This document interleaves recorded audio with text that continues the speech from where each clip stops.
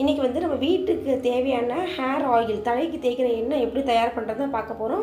வெள்ளை கரிசலாங்கண்ணி, மருதாணி, கருவேப்பிலை இந்த 3 தான் எடுத்திருக்கேன். 1,5 லிட்டர் தேங்காய் எண்ணெய், செக்கில் ஆட்டின தேங்காய் எண்ணெய். இதை அடுப்பில் வச்சுட்டு ஹையில் வச்சுருங்க. கொஞ்சம் சூடு ஏறட்டும். அது கூட இது எல்லாத்தையும் நல்லா ஆஞ்சி எடுத்துகிட்டு ஒரு இலையை போட்டு பாருங்கள். எண்ணெய் நல்லா சுட்டுச்சுன்னா மீடியம் ஹீட்டில் வச்சுருங்க. வச்சுட்டு எல்லா இலையும் போட்டு கொஞ்சம் பொங்குற மாதிரி இருக்கும். ஏன்னா தேங்காய் எண்ணெய் பார்த்தீங்களா. அப்புறமா கொஞ்சமாக மீடியமில் வச்சுட்டு அப்படியே கலந்து விட்டுக்கிட்டே இருங்க. நல்லா இலையோட கலர்லாம் மாறி இந்த மாதிரி ப்ரௌனாக மாறி ஓசையெல்லாம் அடங்கிடும். அடுப்பு ஆஃப் பண்ணிவிட்டு கீழே இறக்கி வச்சுருங்க. ஒரு 2 நாள் போகட்டும். அப்படியே மூடி போட்டு மூடி வச்சுருங்க. ஏன்னா இதில் உள்ள எசன்ஸ் எல்லாம் அந்த எண்ணெயில் நல்லா இறங்கும். எங்கள் அம்மா தான் எனக்கு செஞ்சு கொடுத்துட்ருக்காங்க. எப்பயும் அவங்கள தான் நான் தொல்லை பண்ணுவேன்.